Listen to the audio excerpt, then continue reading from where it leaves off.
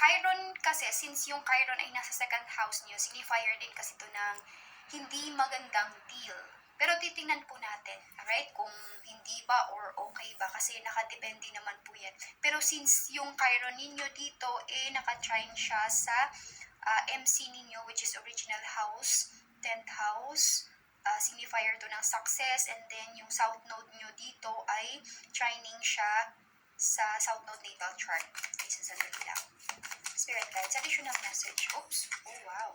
Okay, so puro upright yung babasahin ko dito. This is a Magician, wow, King of Pentacles, and the Two of Cups. So this is a positive reading. Kasi when it comes to North Node kasi dito sa 10th house ninyo, 10th house, sorry, second house, Chiron, and then North Node sa second house ninyo. So, ibig sabihin na makukuha nyo po kapag minanifest ninyo. So, ganito po yan. Yung Chiron dito is kind of 50-50 siya. So, I suggest po na instead na mag-isip kayo na, uy, baka itaas, o baka hindi ibenta sa akin, or baka do not think negative po, okay?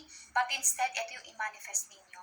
Na yung lupa na ibebenta sa inyo ay binibigay na sa inyo. Which is, ito kasi pinapakita nila dito, it's a yes. So, magiging balakid lang neto na hindi siya maibibenta sa inyo kapag nag-isip kayo ng hindi maganda. Like, o baka taasan, or baka hindi ibenta, baka ibenta sa iba. Kasi andito po kasi yung The Magician, which is signifier to ng manifestation.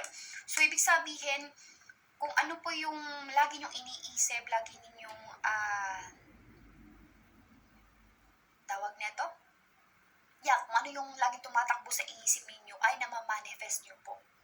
So, careful po sa iisipin ninyo. I highly recommend think positive and think na binibigay na sa inyo yung dokumento, na maganda yung kakalabasan, which is pinapakita naman nila dito na maganda talaga siya.